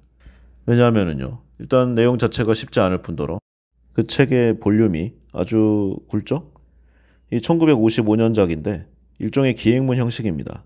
그래서 자신의 청년기나 사상, 인류학을 자신의 학문 영역으로 설정하게 된 동기, 이걸 자서전 형식으로 기술하고 있는 책이에요. 그 내용을 보면은 이제 브라질 내륙 지방에 살고 있는 이제 종족들, 구체적으로 보면은 낭비크와라족, 카와이 부족 이렇게 나오는데 부족 이름을 알 필요는 없으니까요. 이런 원주민 사회의 문화를 관찰하고 그 결과에 관해 서술한 그런 내용입니다. 단순히 어떤 좀 민족의 그런 형태를 설명하는 그런 차원을 넘어서 그동안의 서구 사회를 지배해온 문명, 그리고 야만, 이 개념을 통렬히 비판하고 있어요. 학문적으로 자기 형성을 서술한 부분을 이제 기술한 다음에 1930년대에 브라질의 열대 지방 그리고 오지 이런 지방의 실태에 대한 기록들이 많고요. 그 민족들의 행동 양식, 생활 양식 그리고 아시아 여행에 이제 본인이 가졌던 심상, 인상 이런 것들이 자세히 서술되어 있습니다. 무엇보다 이 책이 저자의 어떤 독자적인 문명론 그리고 구조주의 방법의 원형 이걸 많이 내포하고 있죠. 현대사회 우리가 보면은요. 워낙 각종 TV 매체라던가 언론 매체를 통해서 대략 알고 있잖아요. 어느 지형에 누가 살고 있는지는 모르겠지만 대략 어떠한 행동 양식을 갖고 있는지는 한 번이라도 안 본 사람은 없으리라고 봅니다. 그래서 어쨌든 여기서 이제 원시적인 이제 가장 자연적인 상태의 삶을 사는 이제 몇 개의 미개인 부족 이들과 함께 지내면서요. 그들의 여러 가지를 겪고 재현하고 이렇게 한번 살아보니까 이 사람들이 그냥 과학력만 떨어지는 거예요. 이 본질에서는 문명인과 다를 바가 없고 오히려 어떤 면에서는 서구 사회의 합리성을 넘어선 더 넓은 의미의 범주를 가지고 있음을 이제 보여줍니다. 그래서 서구의 문명과 비서구의 미개 이것을 별개의 것으로 논하던 이 종래의 이 학문 습관을 벗어나서 이 둘이 하나의 체계 속에서 서로 관계를 맺고 있음을 묘사하고 있죠. 지금이야 뭐 대부분 그렇게 생각하지만요. 뭐 아직도 일부 남아있긴 하지만 당시에는 그야말로 이런 지형에 사는 사람들은 인간이 아니었습니다. 불과 1, 200년 더 전에는 이제 아프리카나 이런 쪽에서 사람을 잡아와서 철창에 가둬 놓고 동물원 우리에서 구경을 시켰죠. 그렇게 오래된 시절도 아니었습니다. 결국 이 문명과 미개, 이 모두 서구인의 욕망이 발명한 상상에 불과하다. 이것을 발견한 것이 이 책의 가장 큰 성과라고 할 수 있죠. 그리고 뭐 인류학 많습니다. 사람 하나하나가 다 각자의 사연과 인생 스토리들이 있잖아요. 그러니까 여기서 어떤 추출값을 낸 다음에 학문하는 것도 그렇게 어려운 일은 아닙니다. 물론 공통적인 요소가 빠져서 인정은 못 받겠지만 그래서 워낙 많은 이 인류학의 세부 범위를 뭐 다 이야기하는 것도 그러니까 최근에 우리 생활에서 가장 깊숙하게 밀접하게 들어온 새로운 인류학 뭐 이제는 그렇게 새롭지도 않군요. 이 디지털 인류학을 한번 분류의 마지막으로 보도록 하겠습니다. 이제 뭐 세계화란 말도 좀 식상하죠. 어쨌든 빠른 속도로 변화하는 것만은 분명한데 이런 이 사회 집단의 형태 그리고 다른 문화와의 소통이 점점 더 그 중요성이 심해지고 있어요. 강해지고 있고. 그래서 많은 공동체의 기반이 되는 인터넷, 사이버 공간에 대한 인류학 연구 이런 쪽으로 합쳐지고 발전하고 있습니다. 인류학의 한 분야로 이제 인정을 받고 있고요. 인간과 디지털 기술 간의 관계를 연구하는 이 디지털 인류학 관련해서 많은 연구도 이뤄지고 있죠. 최근에 좀 신설된 분야라고 할 수 있기 때문에 뭐 기술 인류학이라던가 사이버 인류학이라고 뭐 기타 다양하게 지칭되기도 합니다. 연구자들을 보면은요. 사용자들이 인터넷 뭐 또는 소셜 미디어 이런 곳에서 보이는 소통 습관을 많이 비교하고 다양한 플랫폼을 통해서 익명성을 이용하는 방식을 분석하는 이런 주류들이 많습니다. 이와 같은 연구가 그 인터넷이 오프라인에서 소통이 제한되었거나 아니면 주류 문화에서 소외된 소수자 집단 이런 곳의 다양한 정체성을 통해서 자유롭게 소통할 수 있는 이런 새로운 공간으로 작용할 수 있음을 강조하고 있죠. 그래서 점차적으로는 이제 의견을 교환한다던가 어떤 학문적 이론의 배경이 된다거나 하는 약간은 좀 보조적, 서포트적인 면에서 주체로 변경되고 있는 부분도 있어요. 예를 들어 보면 2010년에 중동과 북아프리카에서 아랍의 봄 시위가 있었잖아요. 이때 정권이 바뀌는 경우도 많았는데 이때 사이버 공간과 소셜 미디어를 이용해서 새로운 방식의 민주화 운동, 시민 운동 이런 가능성을 보여주면서 그 주장을 뒷받침하고 힘을 크게 받았습니다. 그래서 파워가 있다. 현실 세계에서 쓸모가 있다. 이렇게 효용 가치가 좀 증빙이 되니까요. 다른 인류학 분야와 같이 이 디지털 인류학을 연구하는 이 대다수의 학자들이 생겨나게 됩니다. 그리고 연구에는 무엇보다 이제 경제적인 부분이 들어오고 돈이 흘러야 됩니다. 그래야 성과가 나오기 쉽죠. 이 책에도 그러한 예제가 많이 나와 있는데 이 인류학자가 세계를 예측하고 기업에게 컨설팅을 하는 이런 사례들이 늘어나고 있습니다. 점차 디지털 시대가 강화되고 있으니까 이 시대를 맞아서 여러 기업 등에서 이 디지털 기술과 소비자들의 관계에 주력하기 시작한 거죠. 뭐 구글이나 마이크로소프트, IBM 이런 IT 기업들이요 인류학자들의 주 일터가 되고 있습니다. 기업 내 인류학자들은 그럼 무슨 일을 하는가? 연구소에 앉아서 제품을 설계하지는 않겠죠? 그건 전문가들이 따로 있으니까. 기존의 인류학 연구를 진행하듯 이 현장에 나가서 사람들을 관찰하고 뭐 기술과의 관계를 분석하고 이런 본연의 업무를 하고 있습니다. 다만 이거를 약간 기업의 방향으로 방향성을 틀었을 뿐이죠. 미국의 최대 반도체 기업이죠. 인텔. 이 인류학과 사회과학의 가치에 주목해서 수백 명 이상의 전문 학자로 이루어진 인텔 인류학 랩을 운영하고 있다고 합니다. 이 인텔 랩의 연구원들이 세계를 돌아다니면서 사람들이 기술을 소비하는 방식을 관찰하고 분석해서 이제 제품화에 도움이 되고 있죠. 그럼 뭐 어떤 효과를 냈는가? 예를 들어서 웨어러블 컴퓨터라던가 아니면 초소형 로봇, 기타 아직 대중에게 공개조차 되지 않은 첨단 미래의 IT 상품을 기획하고 기획보다도 더 전에 어떤 컨셉을 잡는 역할을 하고 있다고 합니다. 여기서 주목하고 있는 점이 이제 과거의 현상과 현대의 기술 그리고 미래를 결합하는 것인데요. 무슨 말인가 하면은 예를 들어서 과거 종교의식 때 이제 성수를 흐르게 하는 기계가 사용되었다. 이런 내용들이 있습니다. 그리고 여행 중에 휴대전화로 메카의 방향을 파악하는 이슬람교도 소녀를 만난 경험을 바탕으로 또 제품화하고 그 다음에 청소년들이 성인 사이트나 컴퓨터 게임 접속을 막을 수 있는 프로그램도 개발하고 이런 쪽으로 발전하고 있는 겁니다. 첨단 기술이 직장이나 집을 벗어나서 종교의식 같은 뭐 기타 다른 요소를 포함해서 우리 생활의 전반에 나타나기 시작했다는 점을 주목하고 있는데 첨단 기술이 우리를 변화시키는 것이 아니라 우리가 첨단 기술에 의해서 변화를 선택당하는 것 이렇게 표현하고 있습니다. 디지털 인류학이 인간의 실생활에 강력한 영향력을 행사하고 있다는 그런 표현이겠죠. 인류와 디지털 기술 간의 밀접한 관계를 연구하는 데서 시작한 디지털 인류학. 오늘날 인류의 생활 전반을 들여다보는 든든한 그런 과학적 요소가 되고 있습니다. 그리고 이 인텔 랩이라던가 아니면 구글 X 이런 사이트 들어가 보면은요, 컨셉에 불과하긴 하지만 우리가 생각조차 못했던 여러 IT의 기본 원형들이 있습니다.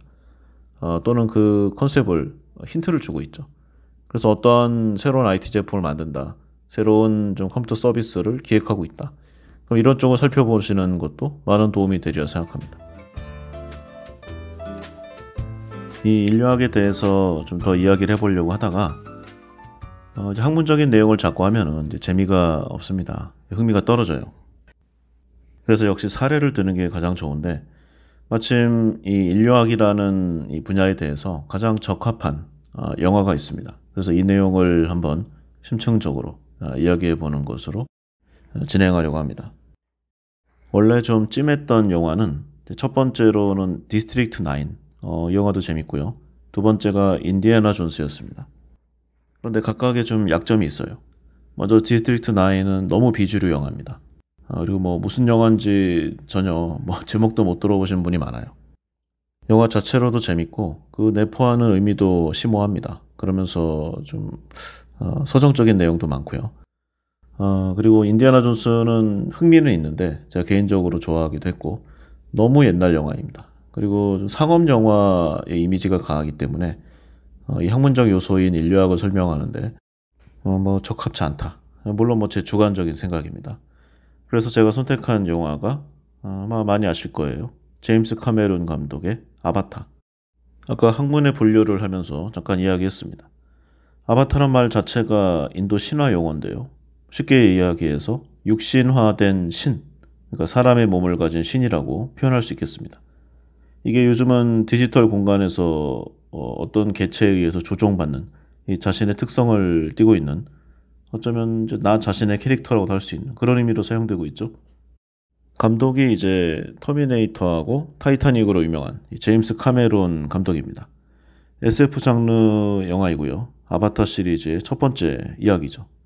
개봉이 2009년에 했으니까 이제 시간이 꽤 흘렀습니다. 벌써 십몇 년이 훌쩍. 이게 재개봉을 몇 번 하면서 아직도 계속 카운트가 올라가고 있어요.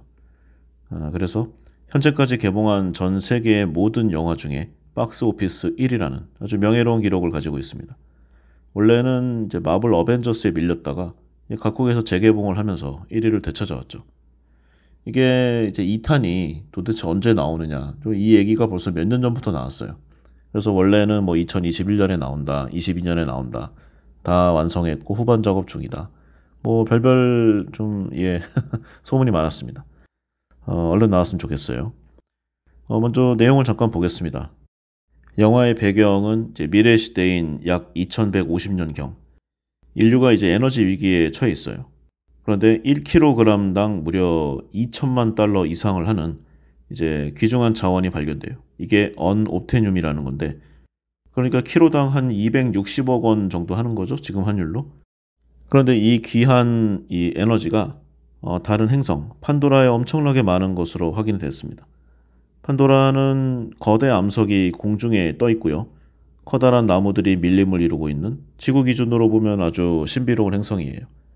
그래서 인간들이 그곳으로 대규모 부대를 파견해서 땅속에 묻혀 있는 이 언옵테늄을 채취하고 발굴하기를 원했어요. 그래서 지구에 필요한 자원들을 채취하는 작업을 시작을 했는데 한 가지 문제가 생겼습니다. 여기 판도라의 대기가 인간에게 아주 치명적인 독성을 띠고 있는 것이에요. 근데 뭐 물론 해결책은 있습니다. 이산화탄소 농도를 적당히 중화시키고 미량의 유독물질을 걸러주기만 하면은 지구의 공기와 비슷해져요. 그래서 아주 작은 사이즈의 호흡기로도 오래 버틸 수 있게 되고, 때문에 이런 작업을 좀 하면은 야외에서는 작은 산소 마스크만 쓰고 다녀도 충분하죠. 그러니까 좀 불편하긴 하지만 못 살 거는 없는 그런 행성입니다. 이 과정에서 인류는 판도라의 기존 원주민인 이 나비족, 이 사람들과 접촉을 했고요. 사람이 아니죠. 어떤 개체겠죠. 그리고 이들과 더 잘 교류하기 위해서 인간과 나비족의 DNA를 섞어서 이제 인공 육체를 만들었어요. 그래서 인간이 조종할 수 있는 말 그대로 분신인 아바타를 만들어낸 거죠. 이 아바타의 생김새가 나비족과는 매우 흡사하지만 완전히 같지는 않은 이제 그런 형태예요. 여기서 이제 우리의 주인공이 등장합니다. 제이크. 하반신 마비의 장애인이에요. 원래는 이제 형인 톰이 조종할 예정이었던 아바타를 물려받게 돼요. 형이 죽으니까 이제 그가 대신해서 판도라로 파견이 된 거죠. 그래서 부대원들과 인사를 나눈 뒤에 아바타 신체에 접속 실험을 하는데 바로 성공해요. 싱크로율이 굉장히 높게 나오게 되죠. 뭐 형과 본인의 DNA가 비슷하니까 뭐 당연한 결과일 수 있습니다. 이 아바타는 형을 베이스로 해서 만들어진 거니까요. 그래서 이제 오랫동안 이제 하반신 마비로 살다가 아주 오랜만에 이제 걸을 수 있게 되니까 엄청난 기쁨과 해방감을 느끼게 돼요. 그래서 마저 진행해야 할 테스트가 남아 있으니까 좀 움직이지 말고 가만히 있어라. 이렇게 진정시키는 의사들의 만류에도 불구하고 너무 좋아서 바깥으로 뛰쳐나가서 마구 달리면서 자유를 만끽하게 되죠. 제이크는 이후에 이제 프로그램 진행의 미션을 수행하기 위해 투입이 되고요. 그의 이런 활달한 모습을 보게 된 당시 부대 사령관, 이 코리치 대령, 이 사람이 이번 임무만 잘 완수하고 나면은 너를 다시 걸을 수 있게 내가 다 조치를 해주겠다. 이렇게 약속을 합니다. 제이크는 이제 신났죠. 그래서 어느 날 아바타의 몸으로 팀들과 이제 수색 작전을 펼치고 있었는데 이 토착 생물인 이제 어떤 좀 동물들의 공격으로 일행들과 떨어져서 숲속에서 길을 잃게 됩니다. 이 헤매는 제이크. 근데 이때 이제 여주인공이 등장해요. 네이트리. 이제 여기에 원주민이죠. 화살로 제이크를 겨누게 되는데 당시 이 판도라의 신, 이 A와의 계시를 느끼고 있었던 이 네이트리가 어떤 좀 계시를 받고 당겼던 시위를 풀게 됩니다. 제이크는 살았죠. 그런데 밤이 되자 제이크가 또 다른 쪽에서 공격을 또 받아요. 그리고 이를 지켜보던 네이트리는 이번에는 이제 그를 구해줍니다. 제이크가 감사 인사를 표하고 당신과 함께 부족을 만나고 싶다. 이렇게 그녀를 따라가게 되는데 이 네이트리는 거절하죠. 인간의 아바타인 그를 위험인물로 간주하고 있는 겁니다. 그런데 그 순간 다시 한번 제이크를 향해서 이 A와 신의 강한 계시를 눈으로 확인을 해요. 그러자 이 사람이 좋은 사람인지 나쁜 사람인지는 모르겠지만 우리와 강력한 인연이 있다. 이거를 느낀 여주인공이 이제 부족들이 있는 곳으로 제이크를 데려갑니다. 부족원들은 당연히 처음에는 경계하겠죠. 인간의 언어를 쓰고 우리와 다르니까. 그런데 그때 이 부족에서 큰 영향력을 갖고 있는 이 네이트리가 A와의 계시를 받았다. 이 사람 우리 편이다. 이렇게 하니까 결국 합류를 허락받게 됩니다. 그리고 장시간에 걸쳐서 그들과 동화되는 방법을 이제 배우게 되죠. 이 부대 입장에서 보면은 뜻밖의 성과였습니다. 그래서 이 제이크를 스파이로 사용하기로 결정하고 이 부족에 더욱 깊숙이 침투해서 그들의 특성을 파악하고 정보를 모아라 이렇게 명령을 내리게 돼요. 제이크도 처음에는 스파이로서 열심히 활동하겠다고 맹세를 하죠. 실제로도 그렇게 하고 그러는 과정 중에 시간이 좀 흐릅니다. 제이크는 이제 여주인공 네이티리의 가르침과 인도를 받아서 판도라 행성 그리고 나비족의 언어, 생활 방식, 뭐 역사와 지리, 전통 문화 이런 걸 차례차례 익히고 학습해 나가요. 그들이 이제 탈 것이 있는데 이제 이크란 이게 공중을 이제 날아다니는 이제 그런 생명체거든요. 이걸 타고서 이제 공중전을 벌일 수 있죠. 이런 여러 동물들과 이제 신경적으로 소통을 하는데 한번 소통이 되면 공감을 해서 길들일 수가 있어요. 뭐 이런저런 경험을 하면서 차차 이 나비족의 삶의 방식에 제이크는 젖어들게 됩니다. 그리고 네이트리가 이제 이런 제이크에게 완전히 마음을 열어요. 둘은 사랑에 빠지고 소통을 하게 돼서 나비족들의 신뢰를 얻게 되죠. 결국 제이크는 정식으로 그들의 일원으로 받아들여지는 의식까지 치르게 됩니다. 시간이 흐르면서 제이크가 점차 이제 본인이 속한 인간 부대보다 나비족에 더욱 공감하게 되고 그래서 아바타 프로그램의 본래 목적과 임무를 서서히 잊게 됩니다. 우선순위에서 뒤로 제쳐지게 되는 거죠. 그렇게 한 3, 4개월이 지난 어느 날 아침에 이 코리치 대령, 이 부대 지휘관의 강경한 지시로 불도저를 동원해서 이제 그들의 생태계를 밀어버리는 이제 그런 일이 일어나요. 이때 제이크가 이를 막아서면서 이제 조종 카메라를 부수고 이제 부대원들을 막고 이러니까 이제 인간 부대의 반역자가 되고 맙니다. 그래서 이 제이크를 처음에 이렇게 싱크로나이즈화 하면서 여기에 데려온 이 그레이스 박사. 판도라에 있는 모든 생물들은 하나로 연결돼 있고 교감을 통한 의사소통을 한다는 사실을 밝히면서 이것이야말로 단순히 에너지 덩어리인 이 언옵티뇰보다 더 위대하고 중요한 발견이다. 이렇게 말을 하면서 무력을 사용하지 말라고 호소를 해요. 그런데 돈을 벌기 위해서 저 머나먼 지구에서 여기까지 온 이 회사 관계자와 군인들이 이걸 뭐 수용할 리가 없습니다. 이 박사와 제이크를 비웃죠. 그리고 이 그레이스 박사를 조롱하는 발언을 하고 이제 좀 무시합니다. 그래서 이제 큰 전쟁이 일어나기 전에 제이크가 이제 죄 없는 사람들을 나비족을 죽게 할 수 없으니까 자신이 그들에게 피신할 수 있도록 타협을 해보겠다. 이렇게 얘기하고 좀 유예 시간을 조금 얻어요. 그래서 네이티리한테 가서 나는 불가피하게 스파이 노릇을 했고 이제는 완전히 바뀌었다. 그리고 지금 큰 위기가 오고 있으니까 빨리 도망가야 된다. 피해야 한다. 이렇게 얘기를 합니다. 그런데 네이티를 비롯해서 나비족 전원이 제이크에게 엄청난 배신감을 느껴요. 사기꾼, 뭐 스파이 이렇게 몰아붙이면서 결국 그레이스 박사와 함께 처형당할 위기에 처하게 됩니다. 이제 붙잡히게 되는 거죠. 그런데 이때 코리치 대령이 이제 대량의 병력과 첨단 무기들을 이제 끌고 여기를 쳐들어옵니다. 근데 뭐 기존의 나비족들은 뭐 돌멩이나 던지고 정신 공격이나 하고 있었으니까 상대가 될 일이 없어요. 결국 무차별적으로 대량 학살당하게 됩니다.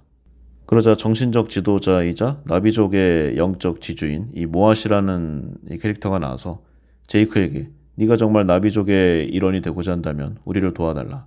그래서 그레이스 박사와 제이크를 풀어줍니다. 그래서 제이크가 이제 활약을 하려는 찰나에 이제 본부에서 이제 인간들의 이제 군대에서 제이크의 아바타 접속 장치를 강제로 끊어버립니다.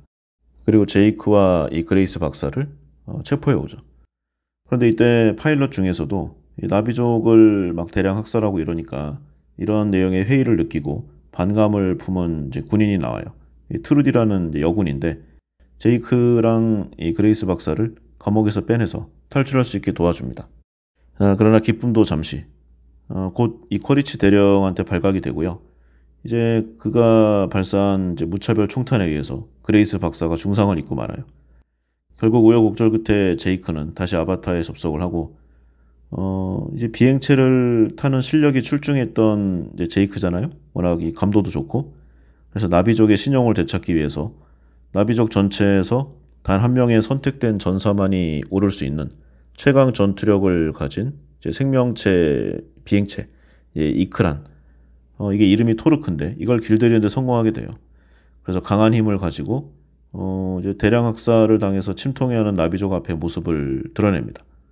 이 네이티리를 비롯한 나비족 전원이 제이크를 경이로운 존재라고 인정하게 됩니다. 그러나 이 과정 중에 그레이스 박사는 결국 죽게 되고요. 제이크가 이제 네이티리와 함께 판도라 행성의 이제 다른 여러 나비 부족들을 찾아가서 자신들을 도륙하는 인간들과 맞서 싸우자 이렇게 외치면서 각 부족들을 모읍니다. 그래서 결국 결집에 성공하고 이제 인간의 전투 부대들과 이제 대결을 펼쳐요. 근데 이래도 아직은 안 돼요. 뭐 워낙 전투 병기에서 차이가 나고 그리고 이제 기본적으로 살상에 좀 특화된 여기서 지구인이 굉장히 나쁘게 나오는데 평화를 공존하는 이 나비족들이 아직도 많이 모자릅니다. 그런데 이때 정말 형편없는 것으로 여겨졌던 이 정신 문명 여기에 이제 기도가 통한 것인지 갑자기 수많은 이 공중 생명체, 공중 공격을 할 수 있는 이크란들이 몰려와서 좀 도와주고 지상에서는 기관총에 마저도 끄떡없는 토착 생물들이 몰려와서 이 AMP 슈트를 입고 있는 이 지상군들을 다 몰살시킵니다. 상황이 단숨에 역전되죠. 인간 측 병력들은 거의 전멸했고 몇 번의 위기적 요소를 거친 다음에 결국 이 쿼리치 대령도 죽게 됩니다. 그리고 그 와중에 그 인간들의 군대에 침입했던 이 네이티리가 이 장애를 갖고 있는 제이크의 실제 몸을 처음 봐요. 그의 장애가 있는 작은 몸을 보듬는 그녀의 모습이 굉장히 클로즈업 됩니다. 여기서 뭔가가 좀 뭉클하죠. 기적적으로 전쟁을 승리로 이끈 나비족, 이 생존한 지구인들을 전부 지구로 돌려보내고 중간에 나비족의 편에서 도왔던 이 몇몇의 부대원들만 예외로 판도라에 잔류할 수 있도록 허가합니다. 제이크는 여기서 인간으로서의 마지막 영상을 남기고 불완전한 자신의 인간 육체에서 아바타 육체로 정신을 완전히 이동시키는 영적 의식을 진행하죠. 이제 영원히 인간이 아닌 나비족으로서 눈을 뜬 제이크의 모습을 마지막으로 영화는 끝을 맺게 됩니다. 일단 SF 영화 자체로도 매우 재밌고요. 매력적인 영화입니다. 다만 이제 이 책의 주제가 인류학이니까 여기에 맞춰서 여러 가지 각도에서 읽고 해석할 수가 있겠죠. 여러 가지 다양한 소재들이 믹스되어 있고 종합되어 있는 그리고 그 비율이 아주 잘 돼 있어요. 한마디로 재밌습니다. 뭐 분석을 해보면은 예전 일본 만화의 명장면들 그리고 각국의 여러 신화 그다음 유명한 소설 재밌었던 히트쳤던 영화들의 컨셉들이 모두 섞여 있습니다. 그런데 뭐 이런 거 자체를 비판하기는 좀 그렇죠. 오히려 성공적으로 좀 합쳐놓은 것에 대해서 칭찬을 하는 것이 맞다고 생각합니다. 이런 요소들을 몰랐던 것도 아니고 원래 있던 것을 잘한 것이 이 사람의 역량이겠죠. 이 내용들을 비난한 뭐 언론이라던가 이제 다른 이제 디렉터들이 많이 있었는데 본인들이 못하는 거를 항상 욕합니다. 만약에 이 컨셉을 모방했다 이거 자체를 비판한다고 한다면은 아마도 현대의 거의 모든 문화 콘텐츠들을 비판할 수밖에 없을 거예요. 이 영화를 인류학적으로 분석해보면 몇 가지 요소가 있습니다. 먼저 이 영화의 처음에 몰입시켜 주는 게 이제 주인공 제이크의 이제 장애 요소 그리고 자신을 쌍둥이형의 아바타 안에서 대리만족을 통해서 새롭게 이 신체의 핸디캡을 극복하는 이런 장면.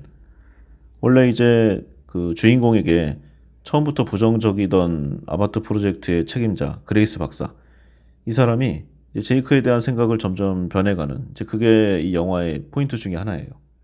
처음에는 다른 병사들에 비해서 다 부족하잖아요. 여기에 먼 우주까지 파병되어 온 이 지구의 군인들을 보면은 다들 인간 병기이고 신체적으로 엄청납니다. 그런데 이 사람은 두 다리도 못 쓰고 그리고 약간의 좀 정신적인 그런 우울증까지 있었어요. 걷지 못하면서 수십 년 지나면 뭐 누구나 이렇게 되겠죠. 그래서 여기서 대리만족을 넘어서는 인간의 어떤 욕망의 구조를 도출할 수가 있습니다. 다른 병사들을 보면 원래 걸을 수 있었죠. 그런데 제이크는 아바타에 몰입하는 성향이 더욱더 강합니다. 그래서 싱크로율도 더 높아지죠.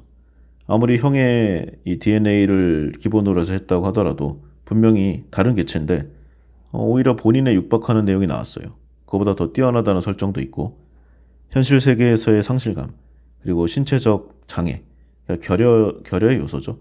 이거를 극복하는 이 내용을 이 아바타에서는 그리고 있습니다. 이것이 다른 사람들보다 제이크가 적응력이 뛰어난 것으로 또 제이크를 나비족의 일원으로 더욱 강고하게 붙들게 되는 그런 원천으로 묘사하고 있습니다. 니체가 이런 말을 한 적이 있죠. 질병은 인간 이하로의 퇴행이 아니라 다른 인간으로의 이행이라고. 아바타 영화에서 제이크를 보면은 이제 장애도 일종의 다른 존재로의 전이라고 해석할 수 있습니다. 게임에서 그런 내용이 많이 나온다고 하죠. 보통 정신적 외상, 뭐 트라우마도 포함되는데 이게 큰 사람들이요. 컴퓨터 내 또는 컴퓨터 게임 내 자신의 캐릭터에 몰입도가 크다고 합니다. 여기도 아마 이유가 있겠죠. 성실감에 대한 보상 심리적인 측면도 있겠지만 이 완전한 통제를 원하는 환상을 포기하지 못하기 때문이라고 합니다. 자기 자신의 이 신체를 컨트롤하지 못하는 결여감을 결국은 극복해내야 한다는 그런 의미를 담고 있습니다. 그리고 이제 그레이스 박사에 대한 부분도 생각할 수 있어요. 굉장히 서구의 학문 체계를 신봉하는 아주 토속적이고 현실적인 그런 캐릭터예요. 의뢰를 받고 왔으니까 자본의 논리 구조에 끼어 있는 그러니까 돈에서 벗어날 수 없는 사람입니다. 그런데 나름 학자적 양심은 가지고 있는 지식인으로서의 나르시시즘에서 벗어나 있지는 못하지만 인류에게 진정한 가치가 무엇인지 정도는 알고 있는 그런 캐릭터로 나오고 있습니다. 식민주의적 점령의 한 도구로서 활용되고 있지만 그렇다고 자본주의에 완전히 포섭되지도 않은 애매한 오늘날 이 상대방의 이 타자 문화를 연구하는 사람들은 과연 이 그레이스 박사의 위치에서 왼쪽인가 오른쪽인가 위인가 아래인가 그들은 어떻게 행동한 것이 옳은가 그들은 정말 지혜롭고 맞는가 뭐 이런 여러 가지 물음 요소가 있습니다. 뭐 예를 들어 보면은요 대기업 뭐 삼성, LG, 현대, SK 이런 쪽의 스폰을 받아서 어떤 다른 나라 오지에 가서 연구를 한다. 아니면 뭐 파견 근무를 간다. 그러면은 보통은 어떤 경제적 요소 때문에 연구 차원에서 가는 거 아니겠습니까? 예를 들어 뭐 농장을 건설한다, 공업지대를 건설한다, 아니면 에너지를 채취한다. 이런 내용일 텐데, 그러니까 그 지역을 막무가내로 개발하는 대기업들의 횡포다. 그 해당 지역에 사는 사람들은 그렇게 생각할 수 있잖아요. 이 아바타와 그냥 지역만 바꾼 건데, 과연 이런 관계 속에서 여기에 파견된 사람들은 어떻게 행동해야 하는가? 양심을 지켜야 하는가? 그리고 살펴보면은요, 우리 자신도 생활 속에서 또는 회사 생활이라던가 어떤 비즈니스적인 행동을 하면서 나름의 형태로 이러한 좀 처지에 처해 있다고 저는 생각합니다. 그리고 이 군부대의 커리치 대령, 굉장히 악역 캐릭터의 모습을 갖고 있지만 객관적으로 보면은 나쁘다고 할 수 없어요. 그냥 자기 일을 열심히 한 겁니다. 어떻게 뭐 돈 때문에 행동을 왔다 갔다 했다고 보기가 좀 어려워요. 그냥 군인이라는 자기 정체성에 대해서 열심히 한 겁니다. 다만 이제 다른 사람, 다른 문화에 대한 이해를 하지 않고 나름의 권위주의로 점철된 이제 그런 캐릭터라고 할 수 있는 거죠. 전체적으로 가부장적인 정복자의 이미지입니다. 다만 자기가 하는 일에 대해서는 일말의 주저함도 보이지 않을 정도로 자신만의 뭐 그걸 정의롭다고 할 수는 없지만 신념을 갖고 있죠. 이 사람의 모습에서 예루살렘의 아이만을 떠올리는 것은 너무 간 것인가? 어쨌든 간에 위에서 시킨다고 자신의 직분에 충성을 다하는 것이 꼭 옳은 것만은 아니라는 그런 요소를 표현해주는 캐릭터라고 할 수 있습니다. 그리고 최근의 화두죠. 인간 복제와 네트워크, 커넥션 이런 요소들을 생각해보지 않을 수 없습니다. 인간의 창조의 마지막이라고 할 수 있죠. 즉 기계 인간이 되는 어떤 바이오 생명체에 본인의 정신을 이식하는 이것이 이제 인간 진화의 마지막이라는 내용들이 많은데 물론 이 과학 기술이 분명히 매우 뛰어난 기술임에 틀림없습니다. 하지만 인간의 기술로는 제이크의 정신을 아바타로 옮길 수가 없죠. 그리고 상식적으로 그렇게 할 수가 없습니다. 물론 물리적으로 보면은 뭐 왜 안 되는지에 대한 많은 이런 이론들이 있는데 뭐 그걸 얘기하는 건 아니고요. A와 이 정신체에 대한 이 공동의 믿음 그리고 그녀의 신비로운 능력 그래서 결국 제이크가 새로운 존재가 되잖아요. 카메론 감독이 인간의 기술이 궁극적으로 도달하는 곳 어떤 생명의 신비로운 지점이 있다면 그것은 혹시 신과 연결되어 있는 것이 아닌가 뭐 이런 말을 하고 싶었다. 이런 좀 설명도 많이 있었습니다. 뭐 어떤 대답이 나오던 간에 물음 자체가 매우 흥미롭죠. 결국 인간의 테크놀로지는 우리가 상상했던 신이 하고자 하는 일을 인간이 하고 싶은 그런 욕구의 출발점이라는 내용들이 많습니다. 궁극적으로 인간은 신이 인간에게 최초로 했다고 여겨지는 생명 창조의 그 힘을 갖고 싶은 거죠. 아바타 영화는 나비족이 된 제이크가 눈을 뜨는 장면에서 마무리되지만요. 과학적인 물음은 그 순간부터 시작되는 것이라고 할 수 있겠습니다.